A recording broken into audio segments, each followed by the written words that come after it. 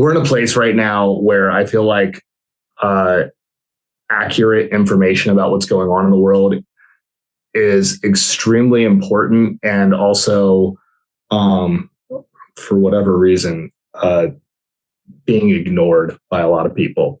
And so I found that NPR nationally and a lot of the local affiliates, including our Philadelphia affiliate, WHYY, are doing a great job, not just at covering national news and global events, but also paying attention to what's happening in the city of Philadelphia and the surrounding areas. I think local news is really the most important news because that's the kind of thing that affects everybody's day-to-day lives. And it tends to just get buried in terms of whatever big story is coming out of Washington or, whatever event's on fire at the time. So it's really just important for me to support organizations that are covering those issues.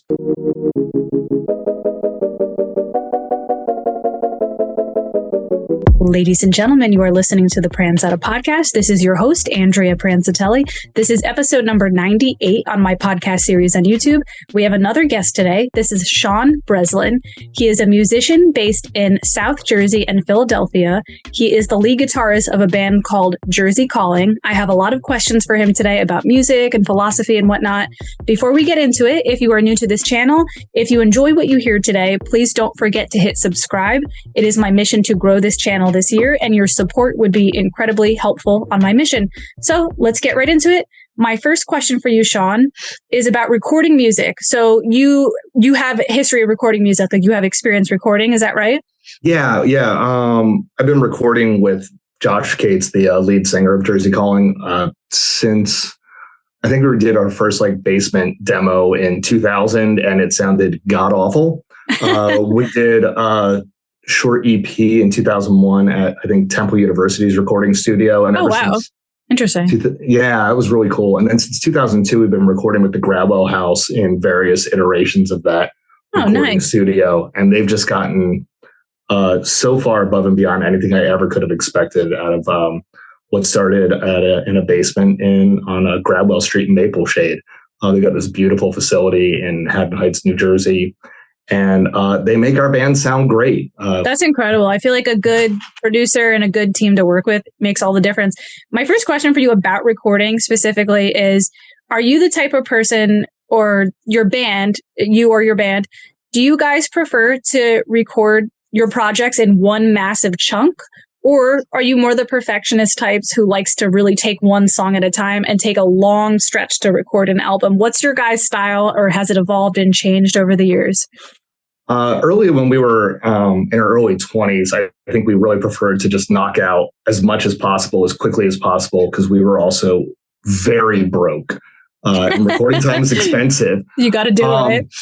Right. So, and we were much younger, and we didn't mind booking recording time from 10 at night until 6 in the morning, which was absolutely insane. But that was when it was available and when we were all available, and we just figured we'd sleep when we were dead. And now that we're a little closer to that, and we all are trying to juggle our work schedules and our family lives and so much else going on, we've spent a lot of time on this last record, chunking it out, and really being, I think, a little bit more deliberate about what we want to put on the record, how we want to record, what order we want to record the instruments, and what we want out of each track and each song. We've also had a lot of help from Matt Weber, who is the engineer and is essentially producing the album for us. Yeah. And he's really been, I think, instrumental in guiding us through this process.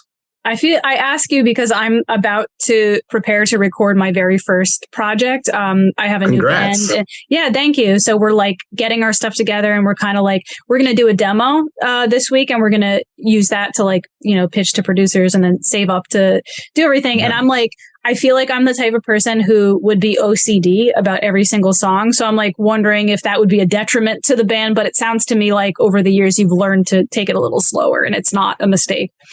Yeah, I think there's a level of perfectionism because you're making a record. You want this to be the definition of what your band sounds like. Yeah. So I think some perfectionism is good. But I know personally for me, when I'm running up against a wall and trying to get things 100% perfect, after a certain point, you get diminishing returns pretty fast. You almost have to allow like a certain degree. Because I've heard other musicians say that too. And it's like, there's a certain point where like, what do you get? It's done. Like you can't make it any more perfect. Time to move on. And like, you can probably get yourself in this like tricky situation where trying to perfect something, you just stop yourself from like writing new songs and growing and learning new things. Yeah. And I think also you get into your head and you mess up the thing that you played 1,000 times. Yeah. So, being able to recognize when you need to take a break. Recording can be pretty intense when you're trying to do everything 100% perfect. Yeah. And especially if you're watching the budget, you're watching the clock because you got to get home for, like in my case, I got to put the kids to bed or something like that. Just paying attention to how your stress level is and recognizing when you need to take a minute, go outside, get a glass of water, whatever it is. That's been really important for me personally. Yeah, that makes a lot of sense. My next question for you actually perfectly segues to something you said earlier. You're saying when you first started, it sounded like garbage to you, and it's amazing how much it's evolved over time. My question is, looking back at your history of recording albums, what is one key thing you learned that you feel like you could share with young musicians, such as myself? Like, I'm just going to record my first, project. Looking back, is there anything that you're like, damn, I shouldn't have done that, or I should have done this? Yeah, I should have practiced more. I still should practice more. I hear you. Yeah. Yeah. That's the biggest thing. Know your stuff. Just really, I've gone into studios situations where I have a general idea of what I want to do, and everything just takes longer. And then you have your bandmates kind of making 8 different suggestions about what they want to hear. And if you and your band get together and really know exactly what you want to produce going in, even if it doesn't turn out exactly the way you envisioned it going in, having a really solid foundation is super helpful.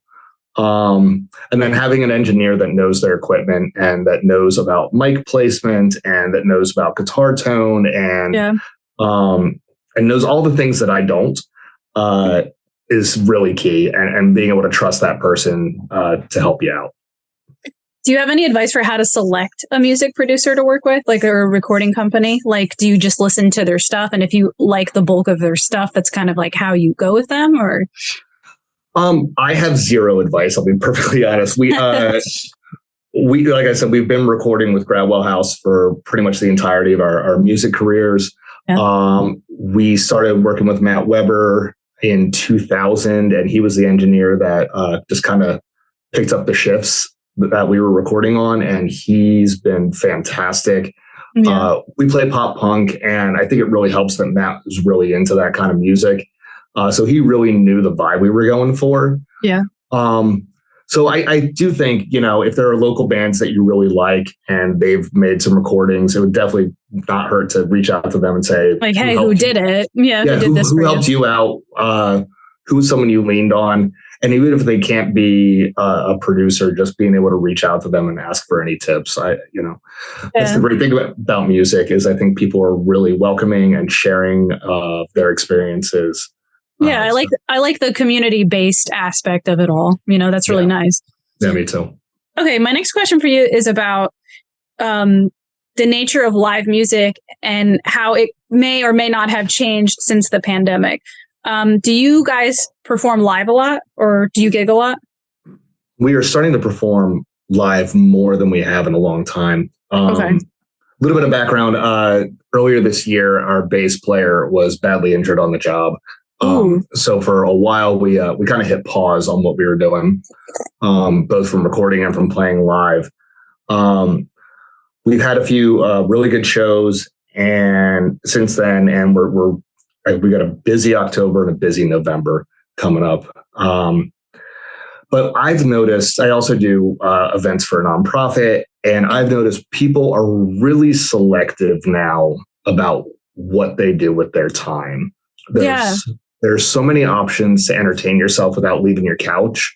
That's what I was going to ask. Like, I'm like wondering, You guys are a pretty secure band. Have you noticed a decline in success in getting seats filled post-pandemic? Like, are people more prone to being like, I could just watch this on TV, or I could just follow their social media?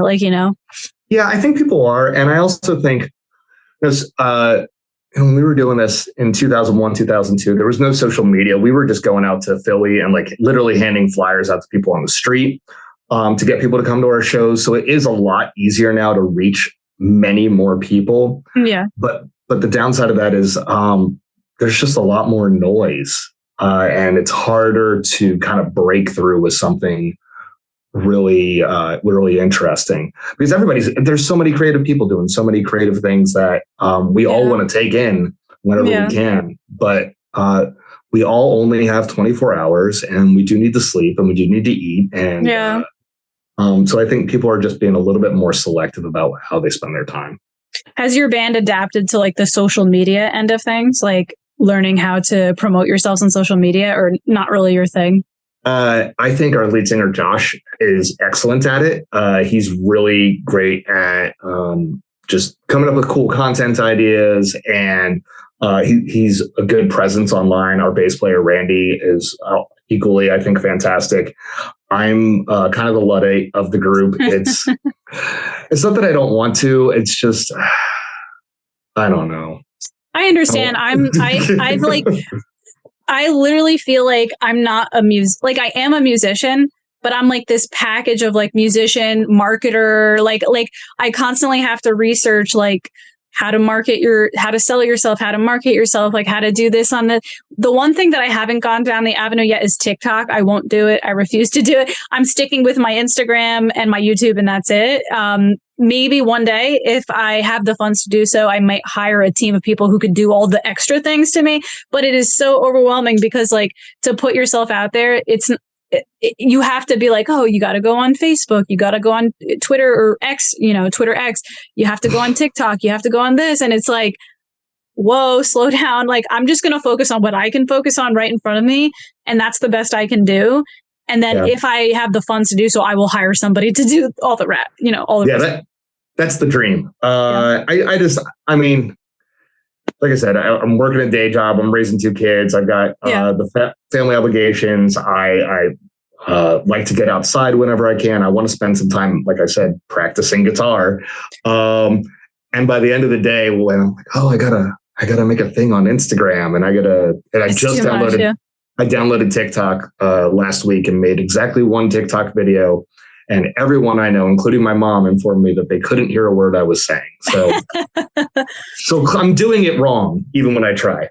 Going back to what you were saying about the practicing and like practicing for a recording, I hear you so much on like I have to balance my whole life out. I have kids. I have a family. I don't have kids, but I have a lot. Like I have my own business. I have a lot going on, like a lot of things I got to take care of.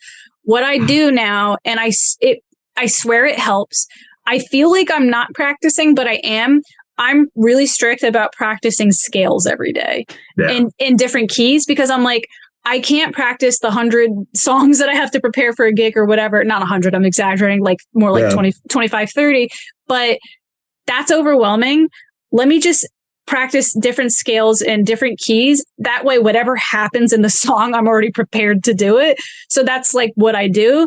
I will sit down and like practice songs, but I can't do it every day, and I can't do all the songs every day. So one thing I do every day is scales, and I find it helps me. I don't know how you are with that. Like if you do your scales. Yeah, I do. I'm starting to learn some of the different modes of scales. And I'm probably not even saying that right. It was something I was taught I took a jazz class when I was in high school a million years ago. And I was taught it then, and I was bored by it. And I'm just now in my 40s realizing how important it is to learn all the different theory. Yeah. But I do every day try to run through a couple of the Jersey Calling songs, especially the ones that maybe we don't play that often, just to make sure if we're at a show and somebody wants to hear it, or we've got a little extra time and we got to throw another song in. I want to make sure that I know them as well as possible. You find little snatches of minutes here and there. And if I'm watching TV, I've always got a guitar in my hand, and drives my wife nuts. But okay, my next question for you. All right. I'm trying to incorporate more like current event type stuff. Yeah, sure. On my podcast. I just did something on Oliver Anthony with the last podcast guest I interviewed. So I want to touch on Taylor Swift. Okay. Just want to talk back and forth about it. I see that she's like taking over the world. Like she's so successful.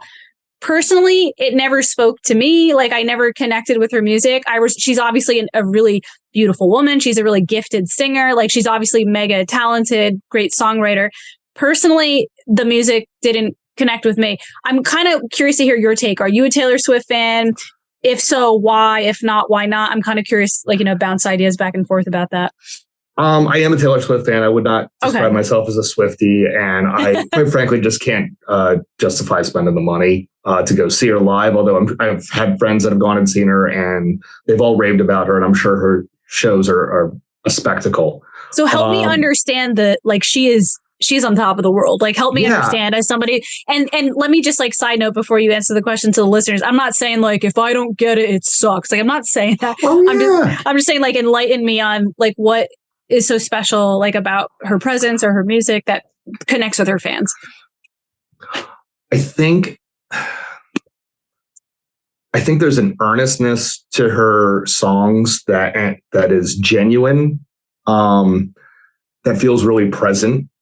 I think there's also a sense of self-awareness in her lyrics, which is refreshing. I think she's a little bit in on her own joke, which is cuts both ways. You don't want to come across as smug, but you also don't want to come across as too self-depreciative. Self-deprecating. And I think she just walks a fine line. She straddles genres really well. I think she and her team are incredible at marketing her.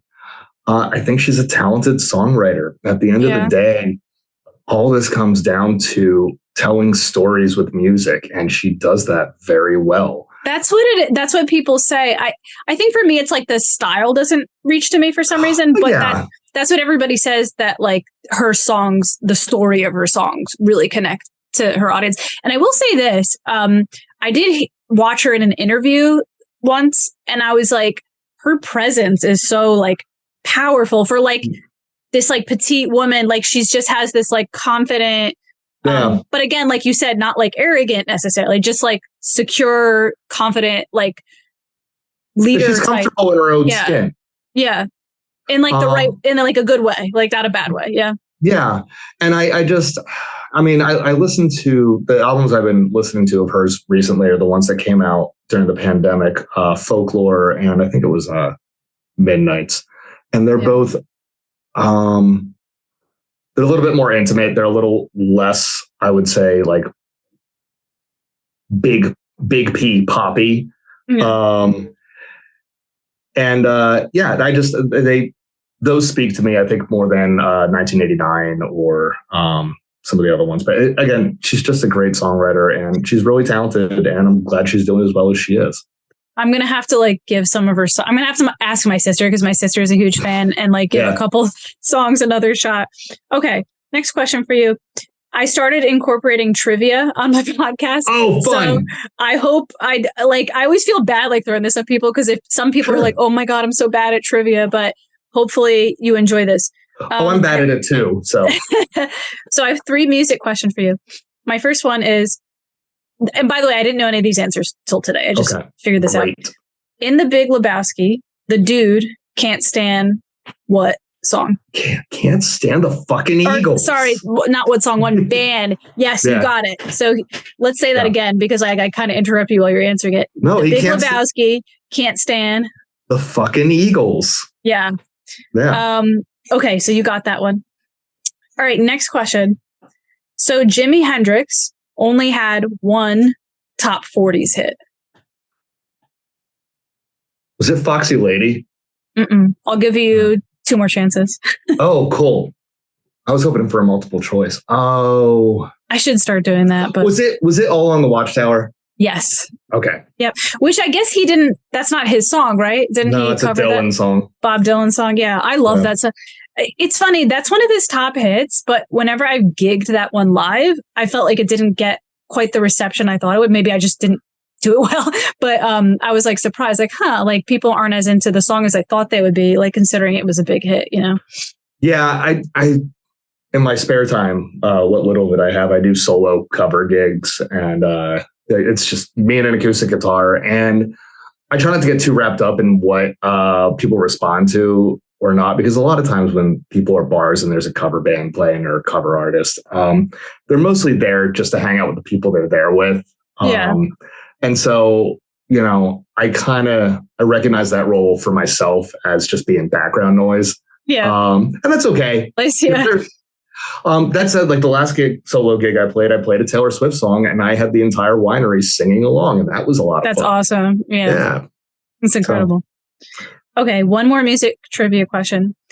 I like this one. What music artist recorded 2 of their best-selling hits behind bars? I'm gonna guess Johnny Cash. Yes. It is 100% correct. So Folsom Prison Blues was one of them. I don't know what the second one they're referring to is. I have to look more into that, but apparently he recorded 2 hits while he was in jail. That's incredible. Awesome. I don't even know, like, how does that even happen? There's a recording studio in the prison. Like, how does that work? Does he have enough money to get people in there? That might be a sleight of the hand of the way it's framed. I think he did some performances in prison for the prisoners, and some of those performances were recorded and then released as singles. Oh, so it's not like when they phrased it that way, it's not like right. He wasn't sitting in a jail cell with a guitar and a microphone. Yeah, like I'm picturing it. I read that today, and I'm picturing in my head like there was like a staff of people there like recording him. I don't know. That would have been fun. Yeah. Okay. All right, my next question. So I asked you a little bit about your life outside of music. Yeah. You mentioned that you enjoy fly fishing. I wanted to look this up so that I could be prompted with like appropriate questions, but I figured I would just literally ask you directly, what is fly fishing? Sure. Like, how is it different than fishing? Yeah. It is the most basic middle-aged white dude sport ever. It's essentially it's fishing in a way that you use a lure that looks like a tiny bug that lands on the top of the water, and then you can see the fish come up and grab the bug, and it's a lot of fun. Is this something like you've done like with your dad as a kid? Like, how did you get into it? I went to school out in Montana for too long, and everybody out there fly fishes. It wasn't something that I had ever tried before. My family's from Southern Maryland, and we would always go out on the Chesapeake Bay and just we'd throw a line in the water and just kind of sit and wait for fish to bite, and they never did. So fly fishing was something I kind of had to learn on my own, and I worked at a ranch out in Montana for a summer. Oh, wow. Yeah, it was a lot of fun. And that's where I learned to fly fish. And it's really relaxing. It takes a lot of practice and it takes a lot of concentration. And when you're concentrating on fishing, you're not concentrating on anything else, like the repair to your car that you've been putting off, or, all the other things that stress you out. So it's a little bit meditative, I guess. I was going to say it kind of reminds me of like an active meditation type of thing, because I'm really terrible at meditating. I do it sometimes, but I'm the same way like you just described. Like I kind of need to be doing something outside in order to really get into that frame of mind where I feel like a connection, with whatever, like however you want to put it, like a connection with the earth or whatever. I feel like I'm the same way too. That works a lot better for me as well. Yeah, it's I think that's why they tell you to like count your breaths when you're meditating. It just gives your mind something else to do. Yeah. And that's why I like fishing. That's why I like hiking. I think any hobby really for anybody is just an excuse to do nothing but say that you're doing something. I'm sure you kind of need that though. Like I'm sure even though you feel like you're not being productive, I feel like sometimes I get in these places where if I'm overproductive, I actually I don't have enough energy to like do my best. Like I'm there doing it. I'm physically there doing it. But if I'm like going crazy doing all these things and I have like shoulder tension and like neck tension, it's like I feel like I can't really give my all to something. So I think even those things, like even if they might seem lazy, I think they're actually contributing to making you more productive in some kind of way. You know, it balances itself out. Yeah, I'd buy that. Absolutely. That's a good excuse. Okay, so I'm going to make a quick announcement. I do have more questions for you, but before we get into it, for the listeners, I just want to remind you, if you've enjoyed what you heard so far today, please don't forget to hit subscribe. Currently my channel is not monetized, and I would love to hire a team of people to make my podcast even better. I want a better camera. As you can see, you can't see any of my wrinkles right now, which means the camera is not good enough. So, I'd like to, get a better camera and get like an assistant and a fact checker and everything like that. But all of that can only be accomplished once my channel is monetized. So please don't forget to hit subscribe. Also, as we're going along the podcast, if anything we talk about is of interest to you and you want to insert your opinion, about Taylor Swift, about anything else or whatever, please don't forget to comment below. All right, next question. So going back to your personal hobbies outside of music, you said in your bio that you support public radio.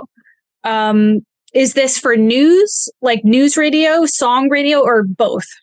Both, but specifically news. I went to school for journalism and got out of that almost immediately after graduating. But we're in a place right now where I feel like accurate information about what's going on in the world is extremely important, and also, for whatever reason, being ignored by a lot of people. And so I found that NPR nationally and a lot of the local affiliates, including our Philadelphia affiliate, WHYY, are doing a great job, not just at covering national news and global events, but also paying attention to what's happening in the city of Philadelphia and the surrounding areas. I think local news is really the most important news because that's the kind of thing that affects everybody's day-to-day lives. And it tends to just get buried in terms of whatever big story is coming out of Washington or, whatever event's on fire at the time. So it's really just important for me to support organizations that are covering those issues. And also, I subscribe to the Philadelphia Inquirer, which at this point is an active charity because newspapers are just kind of puttering along. But that's why I do that. I have like a lot of thoughts, so I'm having trouble picking which thought. Okay. Oh, there's your cat. There's one of my cats. Oh my gosh. How many cats do you have? We have 3, which is... I have 3 too. I don't feel crazy now. So I had 2 cats. I'm like so afraid that I'm going to be like the crazy cat lady because I have 3 cats. I had 2 cats and that was going to be my limit. But then I had a sick family member who couldn't care for the cat anymore. And no one in the family was willing. So I'm like, all right, well, this cat's going to go to a shelter. Yeah, I already have 2. Might as well add him to the bunch. Yeah. So, okay. I'm not the only crazy cat person. No, you're here. good. You're good. Okay. But I was having a lot of thoughts about what you said. And I was like, oh my God. So I'm going to go with this one. Do you think that you're passionate about this? Obviously, I could tell, the authenticity when you're speaking it. Do you fear that public radio is kind of going obsolete? Like, is everybody just focusing on Facebook news and, YouTube, all that stuff? Do you think that the local news just isn't getting the attention? Yes, I do. And I think, I'm not married to radio as a medium. I think it's great. I like listening to the radio in my car. What's really important is news gathering. So recognizing how to go to City Hall and request public records, how to access your city council person's office hours and make an appointment with them and talk to them about the votes that they just took or ask them how they plan on voting on a particular bond issue. Yeah. That kind of thing is really key. And whether you're talking about it on NPR or you're talking about it on a podcast or you're blogging about it or you're making a Facebook video, getting those facts, getting the information, going and sitting in court all day and hearing how cases are decided. All that stuff is really important, and I think that's what the news organizations I support do really well. And I think that's something that I just want to see more of.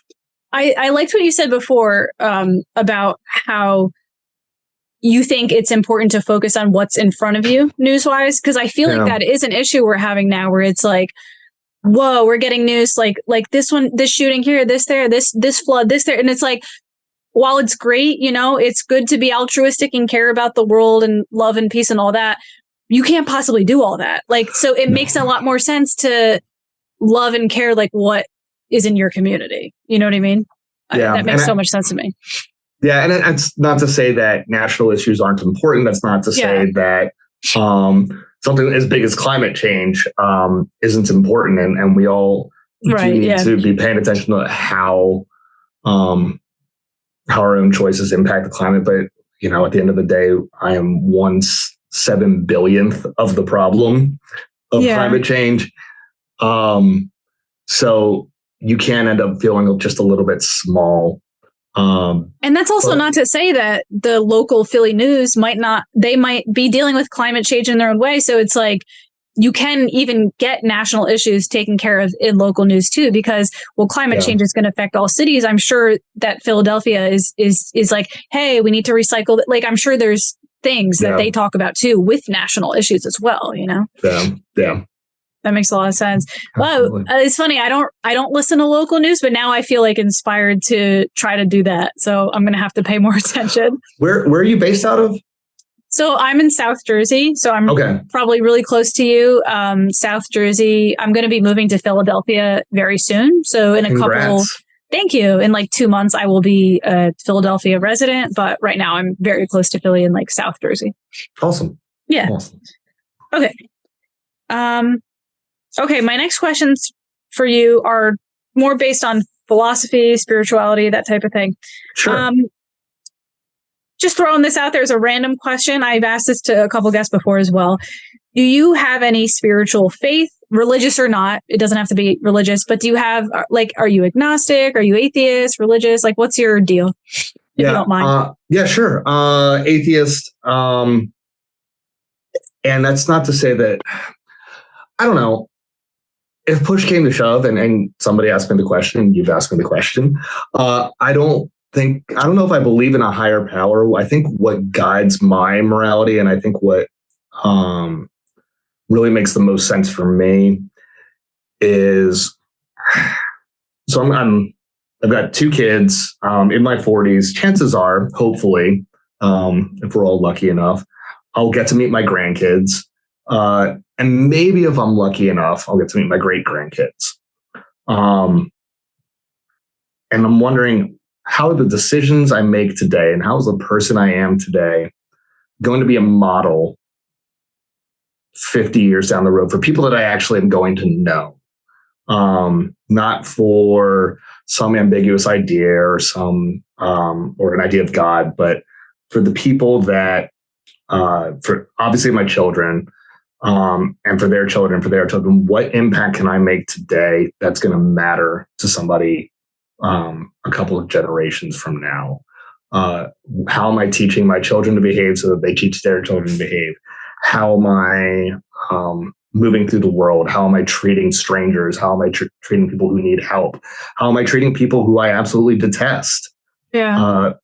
That's the thing that guides me personally. Yeah, it seems like you have sort of like an intuitive moral code. It's not like you're serving, like you said before, it's not like you're serving like, I need to do this because God wants me to do this. It's kind of more intuitive for you, it seems like. Yeah, I guess intuitive. I think there's a lot of value in organized religion. I don't subscribe to it. There's obviously been a lot of harm in organized religion, but I think there's a true value in the sense of community that churches bring, and the moral framework that a lot of all major religions really have about treating one another with respect, about helping those who can't help themselves. Yeah. All of these are basic tenets of humanity. Yeah. And when I just kind of frame that in terms of my direct impact. Yeah, no, that's great. I agree with you 100% about what you said about the community element of things. I'm not atheist per se, but I would say agnostic, because I do find a lot of value in studying different religions and taking bits and pieces of wisdom from those religions. But I can't subscribe wholly to one religion, because I see a flaw. Like every time I see a religion, I finally feel like, oh, I found the one. And then I find some flaw that I'm like, there's something really messed up here. But anyways, I've done before what's called the 12-step program, which is based on religious faith. And as somebody who's not religious, I'm not religious, I found so much value in that program because of the community-based element of it. And I've heard so many other people say the same thing, as me. They're like, yeah, I don't know if I am religious or anything, but the fact that you go there, and the whole idea is that you help the person next to you, and that by helping the person next to you who's struggling, you actually end up healing yourself, because the focus is off of you. I don't know if I don't know, even it's weird how it works, but it just seems to work, Yeah, I think, I said I don't believe in a higher power, and I kind of stand by that. But whether you're that spark, that connection you get when you're helping somebody else, when you're helping somebody through a difficult time, or when you're in at a concert with 1,000 other people all singing along to the same song, and there's a communal bond there that is thick and real, and you can touch it, but you can't explain it. That's that human connection, and that emotional drive that we have. That's real, and that's something worth fighting for, worth praying for. Yeah. And again, it's when it comes to these things, believing in whatever people have to believe in to get them to that point, to me is fine, as long as it doesn't get them to a point of destruction. That's when we have issues. But I don't know, one of my friends, he was talking crap about girls with their crystals. He's like, oh, these yoga girls with their crystals. And I'm like, hey, you know what? If her praying to that crystal makes her a better person, but in granted, I'm sure there's also people out there that are praying to their crystals, but treat people like garbage. I'm sure that exists. But if there's some white yoga girl, praying to a healing crystal, and that actually makes her happier, and that happiness affects other people, then fuck it. Let her pray to her crystal. You said, whatever gets you there. Placebo effect. I mean, placebo effect is real. Yeah. Okay, I have 2 more questions for you. Sure, this is fun. I'm glad you enjoyed. I feel like sometimes I just one of my friends in a podcast, he was like, why didn't you email me these questions? These are too much. Okay. Do you think dreams are important and significant, or are they just random mind chatter that happens? What's your take on that? Yes. And, yeah, I think they're both. I think they're definitely. I have this recurring dream where, there's a basement or an attic or a crawl space, and I know there's something absolutely terrible in there, and I don't know what it is. And that's, not to get too pop psychology or anything or go too deep, but there's some repressed emotions there. There's some regrets or something. I think that those dreams symbolize something, and I'm not 100% sure what it is. I think it might change over time, but those dreams mean something. I also had a dream that I was flying a moose as if you were a kite on a string. That doesn't mean shit. No, I think I agree with you about that, because there have been some random dreams where I'm like, what the hell is that? But I also agree with that sentiment too of sometimes your psychology can't. Sometimes when you're awake, the human part of being human is you get anxious, you get nervous, you have emotional reactions, all these things are going on that are out of your control. So sometimes when you're asleep, these things come to you in your sleep as a way to try to inspire a solution to a problem that you can't fix on your own. I agree with that.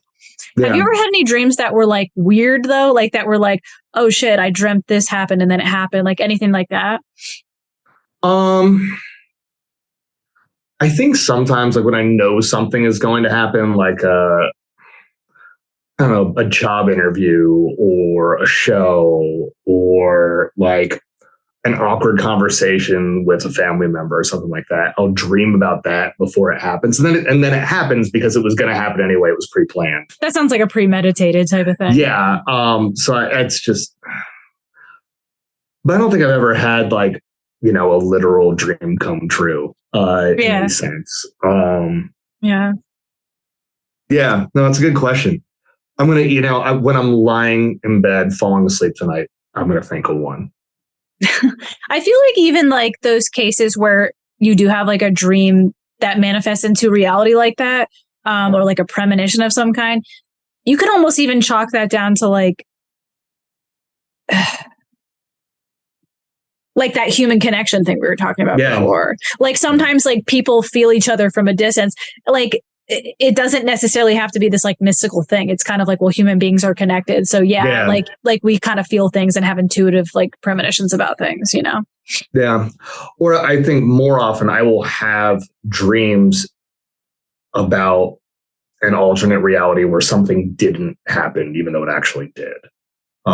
Wait, can you walk me through that again? Sure. Not to get too depressing. So my sister passed away a couple of years ago. And I will very, very often have dreams where she's still alive. And like, these are all the things that we've done when she didn't die. And I'll wake up and be like, oh, right. That's not the reality I live in. Or like much more mundane things. Like my wife would laugh at me. I've literally dreamt about guitars that I've sold as if I still have them. That might be more like going back to the psychology thing we were talking about is like the brain, you missed those guitars basically. Yeah. So, you know, I think that's more often the case for me personally. Yeah. Interesting. Okay. I do have one more question for you. Bit of a shorter podcast today. I think it's like 45 minutes. My last question for you is one of my favorite questions. I harass like every guest with this. If you could go back to your younger self, and I kind of asked you this with music, I was like, if you could go back and change the way you recorded, but this is more about like you as a human being and your life journey. If you could go back to your younger self, could be any age, 20, 30, whatever. What's something that you like wish you knew then that you felt would have set you up for success today? I said practice already. But that's the big one from a musician standpoint. I think this is one that everybody says as they get older, but let go of what people think of you. I mean, I've spent so much time worrying if I said the right thing, if I did the right thing, if I pissed off the wrong person, if I, you know, was friends with the right person. And I don't know. I'm lucky enough that I have about a half dozen to 10 really, truly close friends. And I've got strong relationships with my family. And almost everyone else I've met in the world, they're all great people and I want good things for them. But like what they think of me has no bearing on my life.